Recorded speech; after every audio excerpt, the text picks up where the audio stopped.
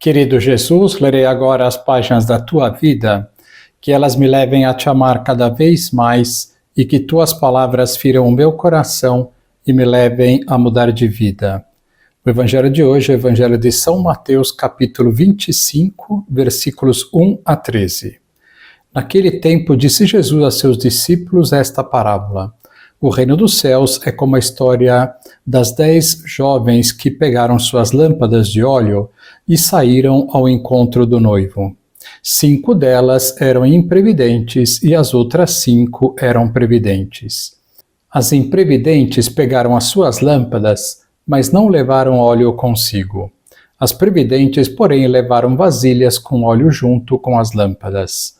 O noivo estava demorando e todas elas acabaram cochilando e dormindo. No meio da noite ouviu-se um grito: o noivo está chegando, ide ao seu encontro. Então as 10 jovens se levantaram e prepararam as lâmpadas.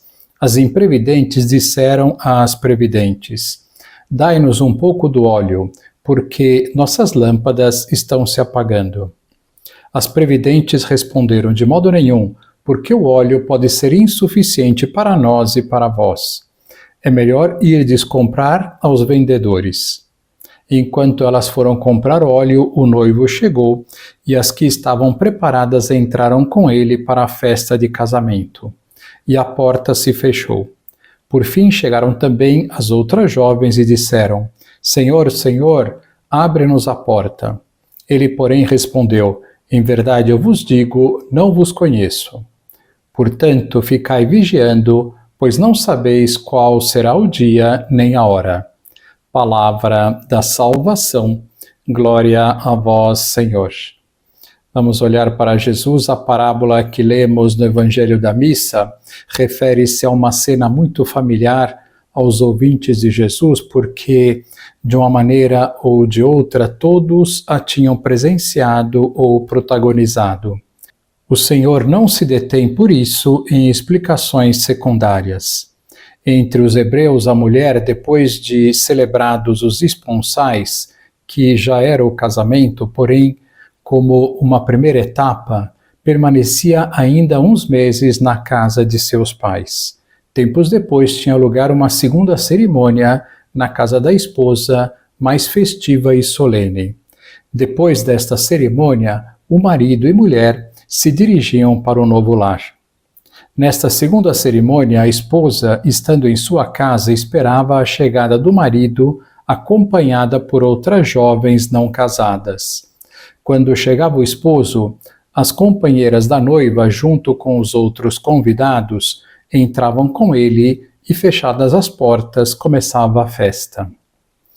A parábola e a liturgia da missa de hoje concentram-se no esposo que chega à meia-noite, num momento inesperado, bem como na disposição em que se encontram os que participarão com ele do banquete de bodas. O esposo é Cristo, que chega a uma hora desconhecida. As virgens representam os homens que compõem a humanidade. Uns permanecem vigilantes, dedicados em cheio às boas obras, outros desleixam-se e não têm azeite nas suas lâmpadas. O período anterior é a vida, o posterior, a chegada do esposo e a festa de bodas, a bem-aventurança eterna partilhada com Cristo. A parábola centraliza-se, pois, no instante em que Deus vem ao encontro da alma, o momento da morte. Depois da morte vem o juízo particular, que é esse momento que nós estaremos diante de Deus e Ele julgará a nossa alma. Depois do juízo, uns entrarão na bem-aventurança eterna e outros ficarão impedidos de o fazer por uma porta fechada para sempre, o que denota uma situação definitiva, como também Jesus tinha mencionado em outras ocasiões. O Antigo Testamento diz a propósito da morte: se a árvore cair para o sul ou para o norte, em qualquer lugar onde cair, aí ficará. A morte fixa a alma para sempre nas suas boas ou más disposições. As 10 virgens tinham recebido uma missão de confiança: esperar o esposo, que podia chegar de um momento para outro. 5 delas concentraram-se no mais importante, a espera, e empregaram os meios necessários para não falhar, as lâmpadas acesas com o azeite necessário. As outras 5 estiveram talvez absorvidas em muitas outras coisas, mas esqueceram-se do principal ou deixaram-no num segundo plano. Para nós, a primeira coisa na vida, o que verdadeiramente nos deve importar, é podermos entrar no banquete que o próprio Deus nos preparou. Todas as outras coisas são relativas e secundárias: o êxito, a fama, o conforto material, a saúde. Não devemos esquecer-nos do essencial, daquilo que se refere ao Senhor, para nos preocuparmos com o secundário, com o que tem menos importância e até por vezes nenhuma. Como costumava dizer São José Maria, há esquecimentos que não são falta de memória, mas de amor.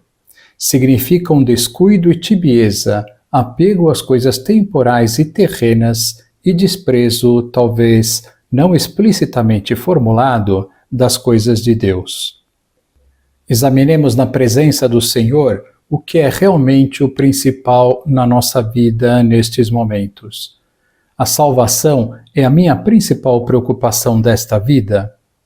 Imediatamente depois da morte terá lugar o chamado juízo particular, em que a alma, com uma luz recebida de Deus, verá num instante e com toda a profundidade os méritos e as culpas da sua vida na terra, as suas boas obras e os seus pecados.